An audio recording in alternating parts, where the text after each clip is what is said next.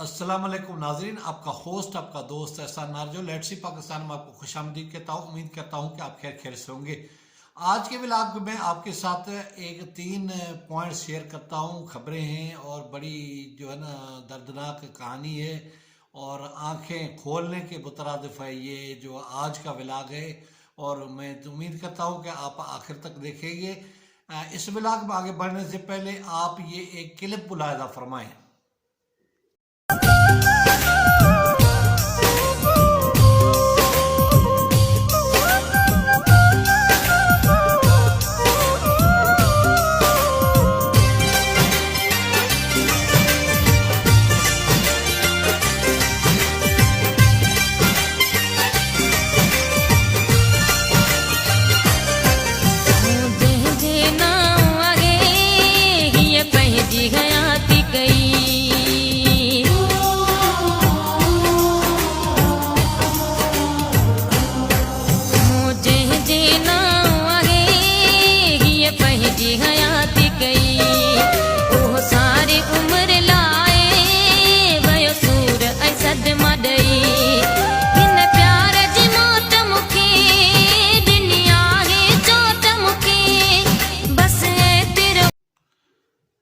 जी हाँ, आपने क्लिप देखा।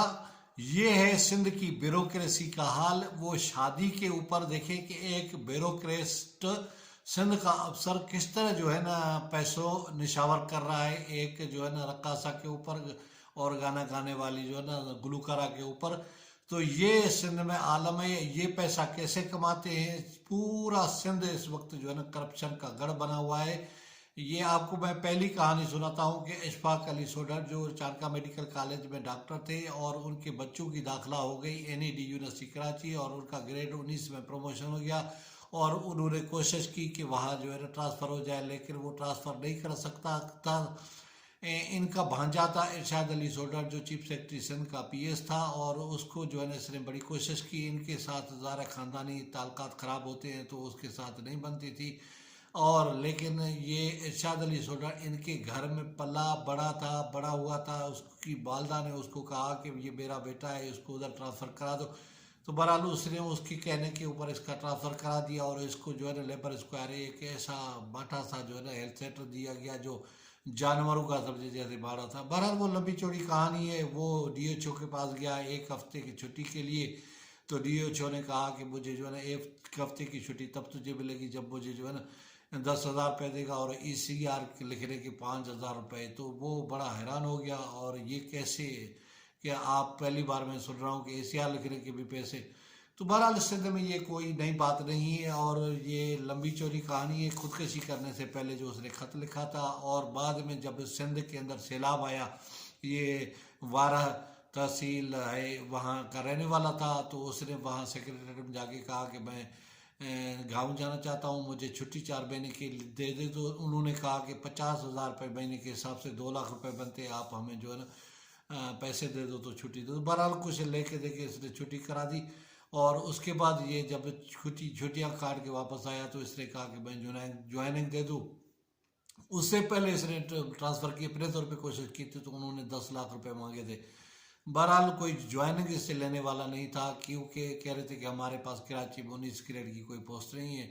और सारा कहानी सिलसिला होती है पैसे के लिए। मेरे कज़न थे PIA में कार्गो सीनियर कार्गो ऑफिसर, उसके दामाद की जो है ना सिंध पुलिस कमीशन में जो है ना अपॉइंटमेंट हो गई थी एज ए मेडिकल ऑफिसर और उसको जो है ना इंटीरियर सिंध में नौशरा फिरोज पोस्टिंग हुई थी। बहरहाल वो वहाँ जाना नहीं चाहता था क्योंकि कराची में वो मज़ीद पढ़ रहा था। तो उन्होंने जो है ना 5 लाख रुपए अजरा पेचुओ का बंदा था जो फरियाल तार की बहन है और आसिफ जरदारी की भी बहन है, उसके बंदे ने उनसे 5 लाख रुपए लिए थे और जो है ना उसने वो ट्रांसफ़र कराची करवाई थी। अब वो वहाँ कराची में जॉब कर रहा है। तो ये सूरत हाल है सिंध में।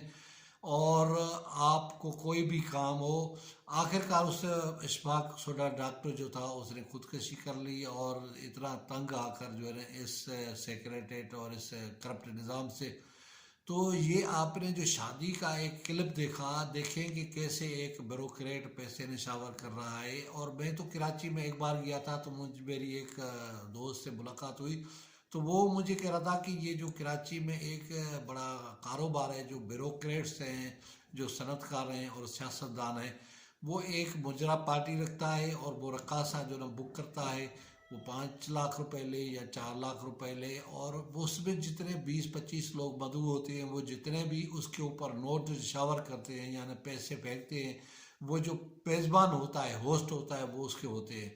और वहाँ फिर जो ना ब्यूरोक्रेट्स जो होते हैं, जो सियासतदान होते हैं या सनतकार होते हैं, उनमें रेस लगती है। फिर उनके जो है ना लोग ब्रीफ केस भर के ले आते हैं और वो नोट एक दूसरे से सबकत ले जाने के चक्कर में फेंकते रहते हैं। और उमूमन कोई एक मुजरा मैं फिर बता रहा था कि 16 करोड़, 20 करोड़, 22 करोड़, 25 करोड़ तक चली जाती है। लेकिन वो रकासा जो होती है या जो डांसर होती है, उसके साथ जो फिक्स अमाउंट तय होती है, उसके अलावा वो नहीं उठाती। लेकिन शादी ब्याह में आपको पता है कि ये जो नाच गाने वाले होते हैं, सारे पैसे वही उठा लेते हैं। दूसरी मैं आपके साथ स्टोरी शेयर करता हूँ, जो कराची में कल वाक़या हुआ है कि अजहर नामी एक शख्स जो सरजानी टाउन के इलाके का रहवासी था, वो बेरोज़गारी की वजह से परेशान था और उसको काम काज नहीं मिल रहा था। मौजूदा महंगाई के दौर में आपको पता है कि बच्चों का पेट पालना, ज़िंदगी बसर करना बड़ा मुश्किल है। और वो किराए के मकान में रहता था और उसको मालिक मकान भी बहुत तंग करता था और बहुत वो शदीद डिप्रेशन का शिकार था। बिलाखिर उसको कोई रिश्तेदारों में ओसे पासे कोई जगह सूझी नहीं, और उसको कोई मदद करने वाला नहीं मिला, और उसने जो है ना खुद और बच्चों को और बीवी को ज़हर दे दिया। तो उसकी एक बेटी जो है ना फोत हो गई, एमन, और क्योंकि जहर उसके पेट में फैल गया। अब जो है ना उसकी एक बेटी हानिया और उसकी बीवी फातिमा और ख़ुद अजहर जो है ना बहुत शदीद हालत ख़राब है, इलाज उनका चल रहा है, और उनको रेस्क्यू ने जो है ना वहाँ से उठाया और बेहोशी की हालत में। तो ये हमारे मुआशरे का एक पहलू है।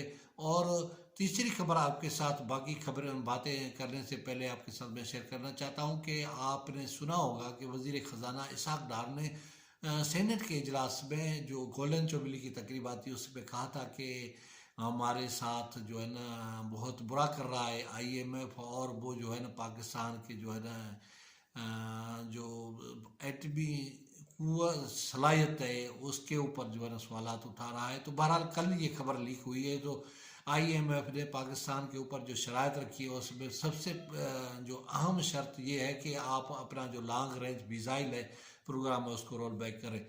तो अब ये खबरें आई हैं जनाब, आप देखें कि अमेरिका IMF के ज़रिए किस तरह पाकिस्तान को जलील, ख्वार और उसकी मीशत को तबाह और बर्बाद कर रहा है, और किस तरह जो है पाकिस्तान की मीशत इस वक्त जो है ना मुश्किलात से गुजर रही है। लेकिन इसके बावजूद एक खबर है, जस्टिस फायज ईसा ने एक केस के रिमार्क्स कहा कि पाकिस्तान के जो मिलिट्री के रिटायर्ड अफसरान हैं उनका जो है ना 3 खरब और कम बेश कोई 20 अरब रुपए सालाना उनकी रिटायरमेंट के ऊपर खर्चा आता है। और उसके अलावा जो भी आर्मी ऑफिसर रिटायर्ड होता है तो उसको 4 प्लाट भी दिए जाते हैं। अब इस मुल्क की जो मईशत है, इस मुल्क के जो लोग हैं किस तरह भंवर में फंसे हुए हैं। मुझे कभी उम्मीद है कि पाकिस्तान डिफॉल्ट नहीं करेगा, उस वजह से कि चाइना, सऊदी अरब और UAE पाकिस्तान को कभी भी दलदल में जाने नहीं देंगे, क्योंकि ये इस खिते और रीजन और इस्लामी उम्मा के लिए पाकिस्तान का मिसाइल निज़ाम और एटमी प्रोग्राम बहुत अहमियत रखता है। लेकिन मेरा यहाँ कहने का और रोने का मकसद ये है कि हमारी सियासी क़यादत को, हमारी ब्यूरोक्रेसी को, हमारी जो है ना मिलिट्री इस्टेब्लिशमेंट को और जजेस को और जो है ना मजहबी रहनुमाओं को होश नहीं आ रहा कि वो क्या कर रहे हैं, मुल्क के साथ क्या हो रहे हैं। मुझे तो सबसे बड़ी बात ये आती है कि सिंध के अंदर जिस तरह सिविल ब्यूरोक्रेसी ने या पीपल्स पार्टी ने इदारों की तबाही और बर्बादी की है, सारा निज़ाम वहाँ करप्ट हो गया है। आपका कोई काम बगैर पैसों के नहीं होता और कोई इदारा काम करने के काबिल नहीं रहा है। आप देखिए कि वहाँ जो इदारों में भर्ती के लिए टेस्ट है वो IBA ले रहा है, और वहाँ जो है ना हेल्थ का निज़ाम PPHI देख रहा है, एजुकेशन प्राइवेट इदारों के हवाले हो गई है, एग्ज़ाम का निज़ाम थर्ड पार्टी ले रही है। तो वहाँ क्या कर रही है इतनी अफसरशाही, ब्यूरोक्रेसी। तो ये सूरत हाल है, सिंध में बड़ी सूरत हाल ख़राब है और इस वक्त लोगों की भी हालत ख़राब है। आया इस तरह ये सिस्टम चलता रहेगा। अल्लाह हमारे हुक्मरानों को, इस्टेब्लिशमेंट को अक्ल दे और होश दे। उम्मीद है नाज़रीन आपको ये आज का व्लॉग पसंद आएगा। किसी और व्लॉग में मुलाकात होगी। मुझे दे इजाज़त। खुदा हाफ़िज़।